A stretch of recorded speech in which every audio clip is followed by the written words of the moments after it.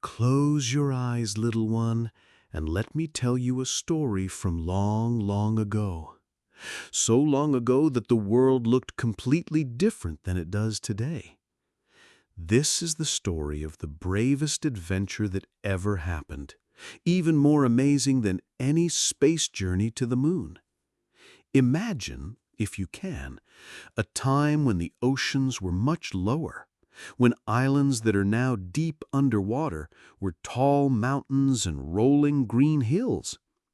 60,000 years ago, that's 600 centuries, or 6,000 decades, there lived a group of people who would become the very first humans to discover the great southern continent we now call Australia. Our story begins on a beautiful tropical island that was part of what we now call Indonesia. The island was covered in thick, emerald green forests, where colorful parrots chattered in the trees, and strange, wonderful animals lived that you've never seen before. The beaches weren't just sandy, they were made of the whitest coral sand that sparkled like tiny diamonds in the morning sun. On this island lived Kira, a curious girl about your age, with her family. Kira had the most beautiful dark eyes that always seemed to be looking toward the horizon, wondering what lay beyond the endless blue water.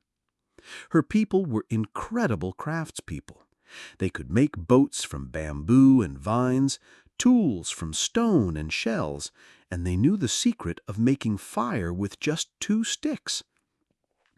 Every evening, as the sun painted the sky in brilliant oranges and pinks, Kira would sit with her grandmother, Anya, listening to stories of their ancestors. Grandmother Anya had silver hair that flowed like water and hands that seemed to hold magic. She could weave the most beautiful baskets and knew every bird song in the forest. "Tell me again about the journey dreams, grandmother," Kira would whisper as the first stars began to twinkle overhead. Grandmother Anya would smile and begin the ancient story. "Long ago, little star," she would say, for that's what she called Kira, "our people began having the same dream night after night. In their dreams they saw great white birds, seabirds they had never seen before, flying south towards something magnificent. In the village, the adults would gather around the fire each evening, sharing their strange, powerful dreams. Tomo, Kira's father, was the best boat builder on the island. His hands could shape bamboo like it was clay, and he could read the wind and waves like they were telling him stories. He had dreamed of vast new lands, with animals that hopped instead of running, and trees that reached so high they seemed to touch the clouds. Kira's mother, Starry, was the village's master of plants and healing. She could find medicine in every leaf and berry, and she had dreamed of plants unlike any she had ever seen, plants that could heal in ways she never imagined. Her dreams showed her endless forests of trees with smooth white bark and leaves that whispered secrets in the wind. The village elder, wise old Baku, had lived through more seasons than anyone could count. His beard was white as sea foam, and his eyes held the depth of the deepest ocean. Baku had been having the most vivid dreams of all, dreams of a land so vast that it seemed to stretch beyond the edge of the world, where the spirits of their ancestors were calling them home. Night after night, more and more people in the village experienced the same calling. They dreamed of following the great white seabirds, of riding the ocean currents to a land of wonders. Even the children began having adventure dreams, dreams of playing on beaches with shells unlike any they had ever collected, of seeing animals that looked like they were made of magic. "But grandmother," Kira would ask sleepily, "how could they know there was really land out there? What if it was just dreams? Anya would tuck Kira's soft blanket closer around her shoulders. Ah, little star, sometimes our hearts know things before our eyes can see them, and our people were very, very wise about reading the signs of the earth and sky. The adults in Kira's village were incredible observers of nature. They had to be to survive and thrive on their island. Every morning, Tomo would walk to the highest point of the island and study the horizon with eyes trained by years of watching the sea. One morning, he noticed something extraordinary. Far to the south, on days when the air was very clear, he could see the tiniest wisp of what looked like smoke rising from the edge of the world. It was so faint that unless you knew exactly where to look, you would never see it. But Tomo's people had learned to notice everything. "Come, Kira," he called to his daughter. "Bring your sharp young eyes and help me watch the southern sky." Together, father and daughter would climb to their lookout spot each dawn. Slowly, Kira began to see it too, a pale, distant column that rose from beyond the horizon. "What is it, Papa?" she asked. "I believe, little daughter, that what we're seeing is smoke from great fires on a distant land. Fires so large they must be burning across an entire continent." Starry, with her deep knowledge of plants and weather, had noticed other signs.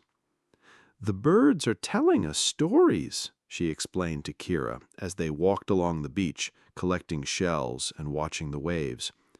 "Look at the seabirds that visit our island.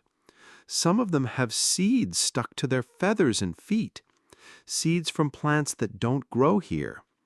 She showed Kira tiny seeds that were unlike anything they had ever seen. "These birds are traveling to lands far away, lands with different trees and flowers. And look at this." She held up a piece of wood that had washed up on their beach. "This driftwood is from a tree that doesn't grow on any island we know. It came from somewhere out there, across the water." Even the ocean itself was giving them clues. The currents around their island followed patterns that the village elders had studied for generations. But recently, they had noticed changes, new currents that seemed to flow steadily toward the south, as if the ocean itself was trying to show them the way. Old Baku spent his morning studying the flight patterns of every bird that visited their island. "The great frigate birds," he explained to the gathered village, "stay gone for many days at a time, longer than ever before. They're finding new places to rest, new islands, or maybe even new lands." As the dreams continued and the signs grew stronger, the entire village began to feel the pull of adventure. But this wasn't just any ordinary adventure. This would be the most dangerous and incredible journey any human had ever attempted. "If we go," Tomo explained to the gathered families, "we'll be sailing farther from home than anyone has ever sailed. We'll be traveling for days and days across open ocean with nothing but our boats, our tools, and our courage." The village held many long meetings under the starlit sky. They talked about all the things they would need to survive such a journey: fresh water for drinking, food that wouldn't spoil, materials to repair their boats, and medicine in case anyone got sick. They talked about the children and the elderly, making sure everyone would be safe. Kira listened to these grown-up conversations with fascination. She heard them planning how many boats they would need, at least 20, they decided, how they would navigate by the stars, and how they would work together if storms came. "But what if there's nothing out there?" asked one of the younger adults. "What if we sail and never find land?"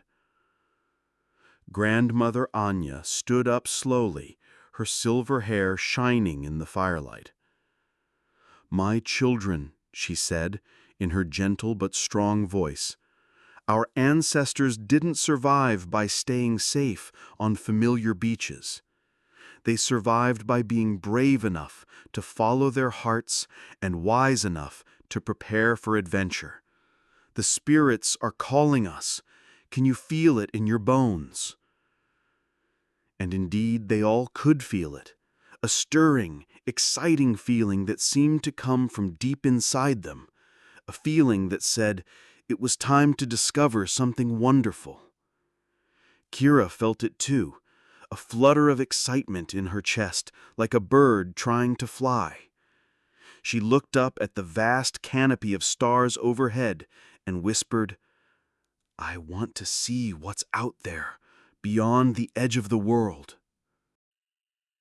Once the village decided to make the great journey, everyone had important work to do. For many weeks, the island buzzed with activity, like a beehive preparing for winter.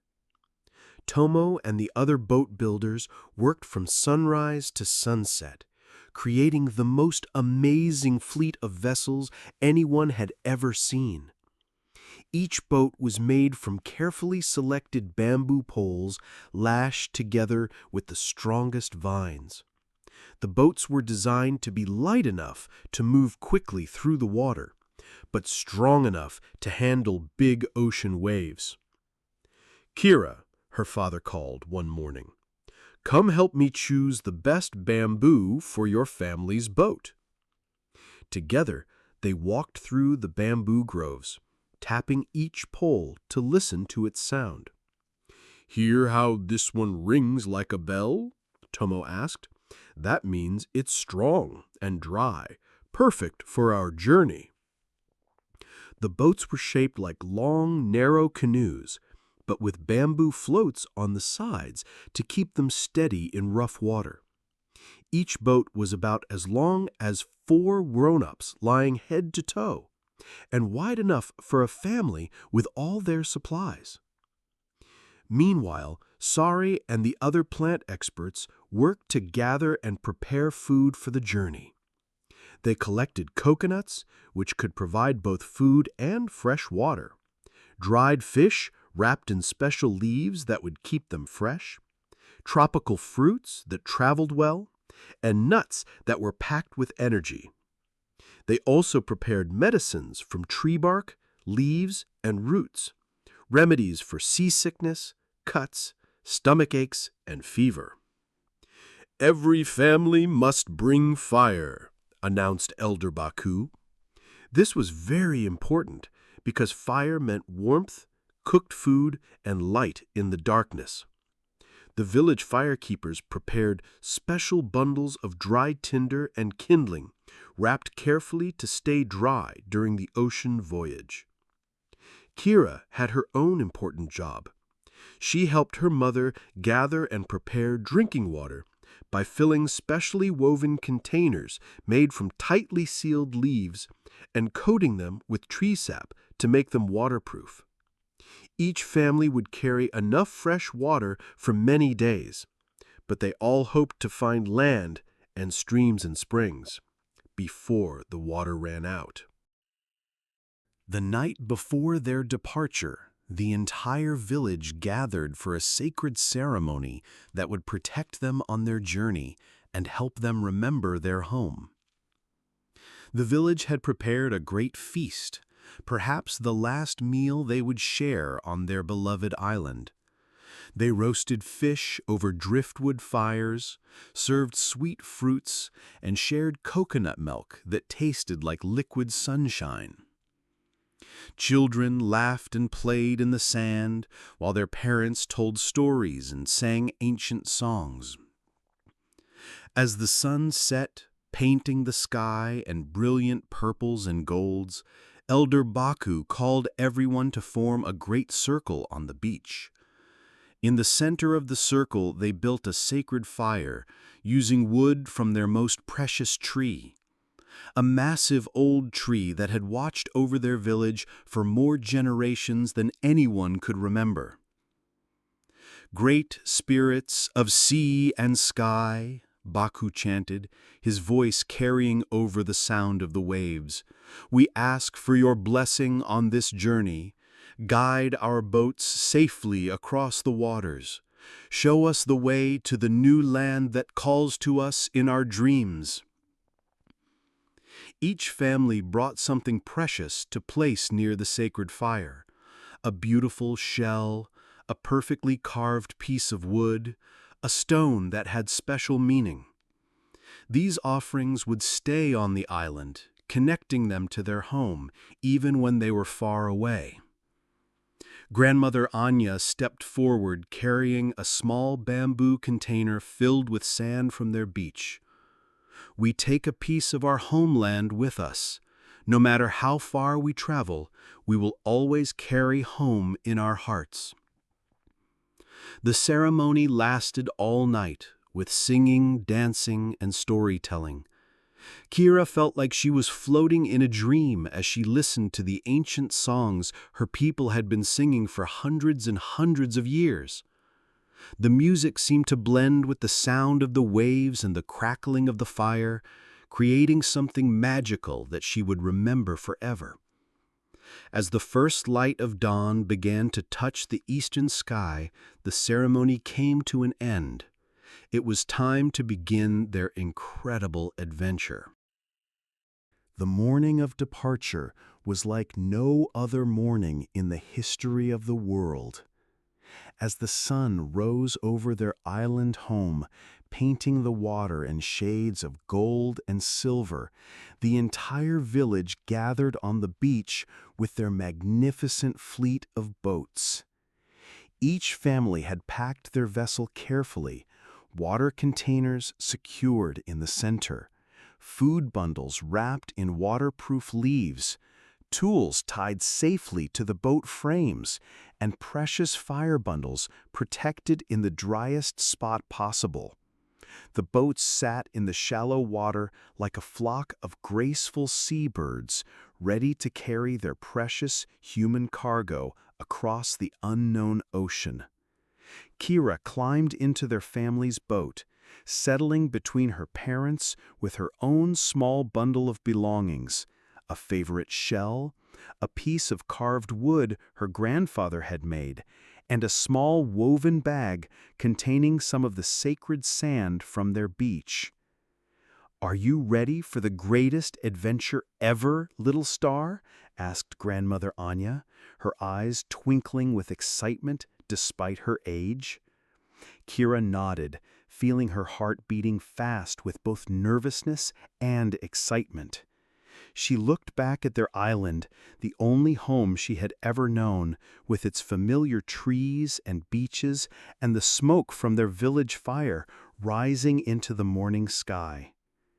"Will we ever see home again, Papa?" she asked quietly.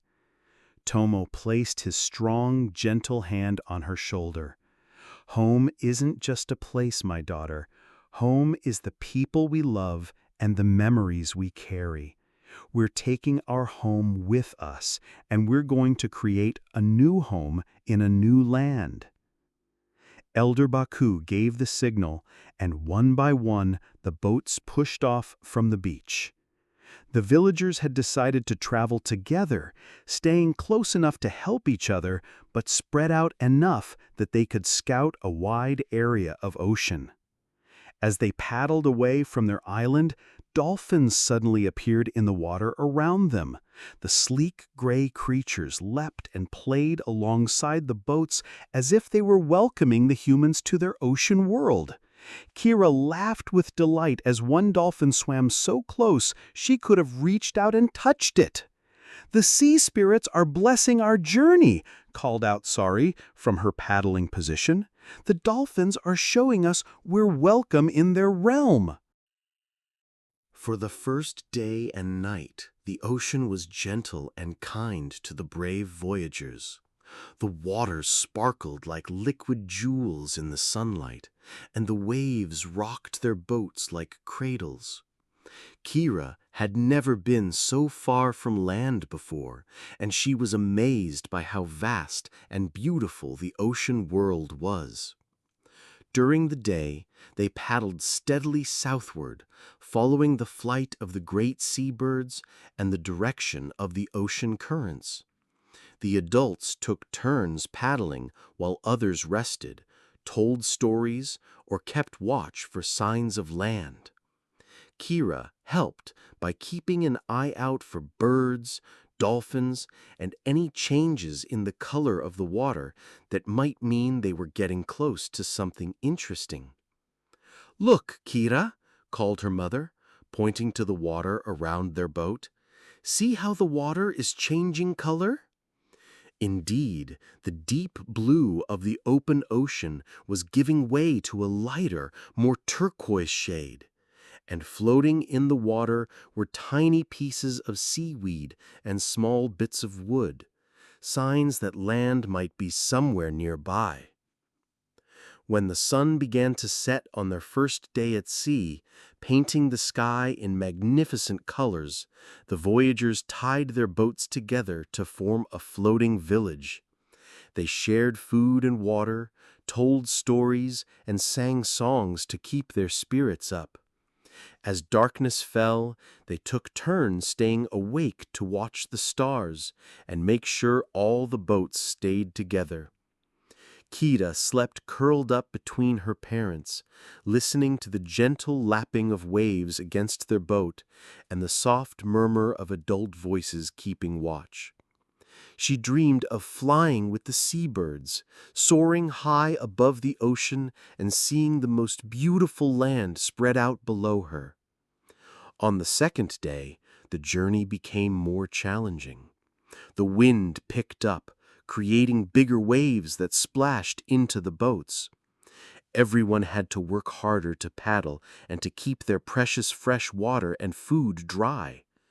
But the voyagers were prepared for this. They had lived their whole lives by the ocean and knew how to handle rough weather. "This is just the sea testing us," announced Elder Baku, cheerfully, even as spray from a wave splashed his white beard. "The ocean wants to make sure we're strong enough for the wonders waiting for us."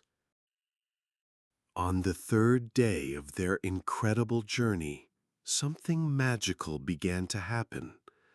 The signs that had been calling them from their island home began to appear all around them. First, Kira noticed that there were more and more birds in the sky, not just the ocean birds they were used to, but new kinds of birds with different songs and colors. Some of these birds were clearly coming from and going to a place the voyagers couldn't yet see. "Papa, look!" Kira called excitedly, pointing to a beautiful bird with bright red and blue feathers that had never visited their home island. "That bird must live somewhere special." Then Starry made an incredible discovery. Floating in the water around their boats were seeds and pieces of plants unlike anything they had ever seen. She carefully collected them, studying them with her expert knowledge. "These seeds," she announced to the other boats, "come from trees that must be enormous, bigger than any trees on our island. And this piece of bark has markings I've never seen before. We must be getting close to a very special land." The ocean itself was giving them more and more clues.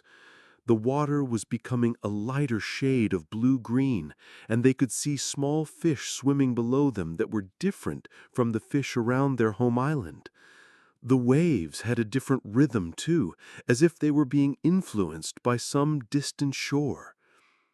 But the most exciting sign came just as the sun was setting on their third day. Old Baku, who had the sharpest eyes of anyone in the village, suddenly stood up in his boat and pointed toward the southern horizon. "Land ho!" he called out in a voice that carried across the water to every boat. "I can see the shadow of mountains against the evening sky."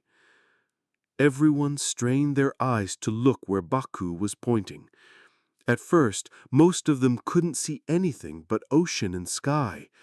But gradually, as their eyes adjusted to the distance, they began to make out a faint, dark line where the sky met the water, a line that was too straight and solid to be clouds. Kira felt her heart leap with excitement. After 3 days of traveling across the endless ocean, they had found the land that had been calling to them in their dreams. As dawn broke on the 4th day of their journey, the voyagers saw something that took their breath away. Rising from the ocean ahead of them was the most magnificent coastline any of them had ever imagined. Unlike their tropical island home, with its palm trees and coral beaches, this new land was vast beyond anything they could have dreamed. Towering cliffs rose from the water, and behind them stretched what looked like an endless expanse of forests, hills, and open spaces. The land seemed to go on forever, disappearing into the distance farther than anyone could see. "It's bigger than the whole world," whispered Kira in amazement. The coastline was incredibly beautiful, but completely different from what they were used to. Instead of white coral sand, the beaches were made of golden and red-colored sand. Instead of palm trees, they were trees with silver-green leaves that shimmered in the morning light. And the air itself smelled different, drier and filled with scents of plants and flowers they had never experienced. As they paddled closer to shore, the voyagers began to see animals unlike any they had ever encountered. In the shallow water near the beach, they spotted creatures that looked like they were swimming and walking at the same time.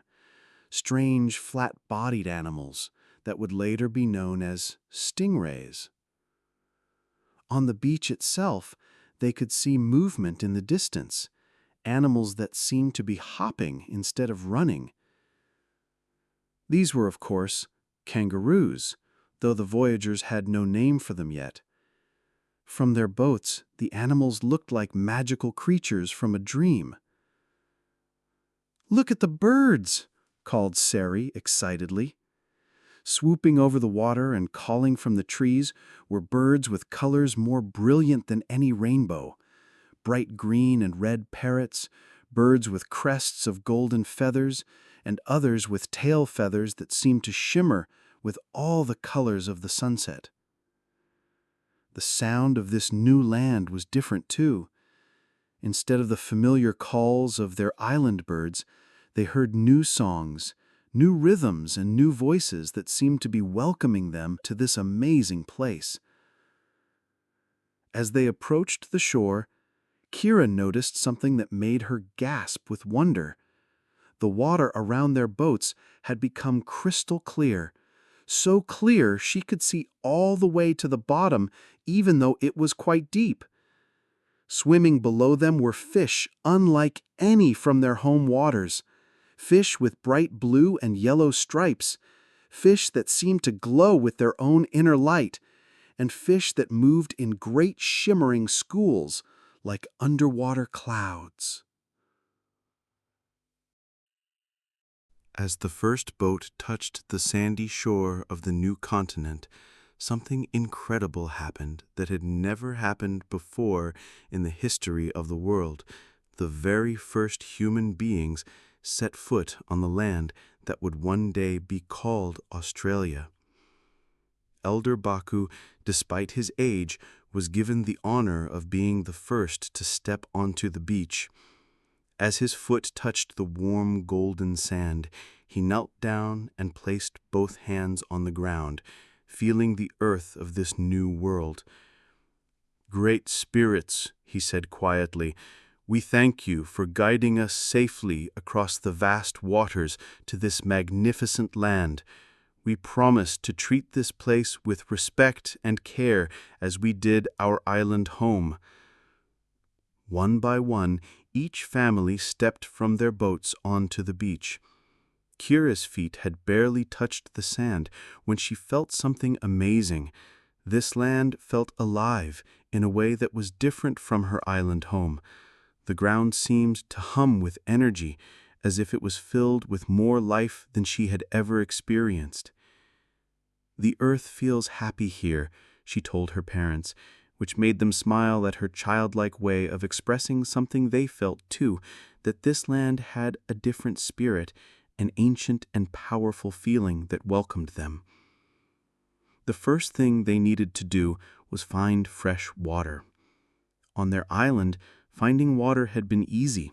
Streams ran down from the hills to the sea, but this land was so vast they had no idea where to look. Fortunately, Sari's plant knowledge came to the rescue. She noticed that certain trees grew in lines across the landscape, and she realized these lines probably marked the paths of streams or underground water sources. Following her guidance, a scouting party headed inland and discovered a beautiful freshwater creek just a short walk from the beach. The water was the most delicious any of them had ever tasted, cool, clear, and somehow seeming to carry the essence of this amazing new land. They filled all their containers and drank deeply, feeling refreshed after their long ocean journey. As the sun began to set on their first day in the new land, the voyagers made their first camp on Australian soil. They built their fires using dry wood from the beach and dry branches from unfamiliar but welcoming trees. The smoke rose straight up into the still evening air, creating the first human-made fires on the continent. As darkness fell over their first night in the new land, the voyagers sat around their fire sharing food and marveling at everything they had experienced. The night sounds of this continent were unlike anything from their island home. Strange but beautiful calls from animals they had never seen. The rustle of unfamiliar creatures in the nearby trees, and the whisper of wind through leaves that seemed to be speaking in a new language. Kira lay on her soft woven mat between her parents, looking up at the same familiar stars that had guided them across the ocean. But somehow, even the stars looked different here, brighter and more numerous, as if this vast land provided a better window into the heavens. "Tell me a story, grandmother," Kira whispered to Anya, who was resting nearby. Grandmother Anya smiled and began to speak in her gentle, soothing voice. "Once upon a time, little star, there were people brave enough to follow their dreams across the great waters to discover a new world. They brought with them all the love and wisdom of their ancestors, and they were ready to learn from this magnificent new land." "And did they live happily ever after?" asked Kira sleepily. "They lived," said Anya softly, "and they learned, and they grew, and they became part of this beautiful land just as it became part of them. Their children and their children's children would explore every corner of this vast continent, learning to live in harmony with all its amazing animals and plants." As Kira drifted off to sleep to the sound of her grandmother's voice and the gentle crackling of their fire, she had the most wonderful dreams. She dreamed of growing up in this new land, of learning the songs of all the colorful birds, of making friends with the hopping animals, and of exploring forests and mountains that stretched on forever. In her dreams, she saw herself as a grown-up, telling her own children and grandchildren the story of the great journey across the sea, the story of how their people had been brave enough to follow their hearts, to discover a new home in the most beautiful land in the world.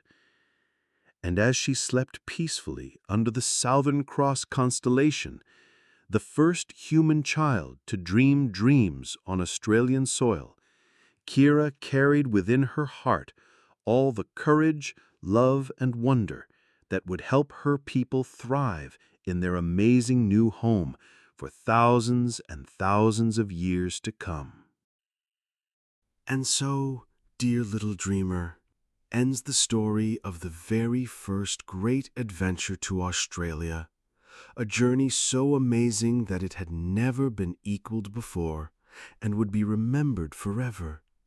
Kira and her people became the ancestors of all the Aboriginal peoples of Australia, the world's oldest continuous culture, with stories and songs and wisdom passed down through hundreds and hundreds of generations. They learned to live in harmony with the incredible animals of their new continent, the kangaroos and koalas, the colorful parrots and wise old wombats. They discovered plants that could heal and sustain them, painted beautiful art on rock walls that still exists today, and created a way of life so in tune with the land that it lasted for 60,000 years. Every time you see a kangaroo or hear the call of an Australian bird, remember Kira and her brave family, the very first people to make the incredible journey across the sea to discover this amazing land. Their courage and curiosity and love for adventure lives on in all of us, reminding us that sometimes the most wonderful things in life are waiting just beyond the horizon if we're brave enough to follow our dreams. Now close your eyes, little explorer, and let your own dreams carry you on wonderful adventures. Who knows what amazing discoveries are waiting for you in the land of sleep? Sweet dreams, and may your heart always be as brave and curious as Kira's, ready for whatever marvelous journey tomorrow might bring.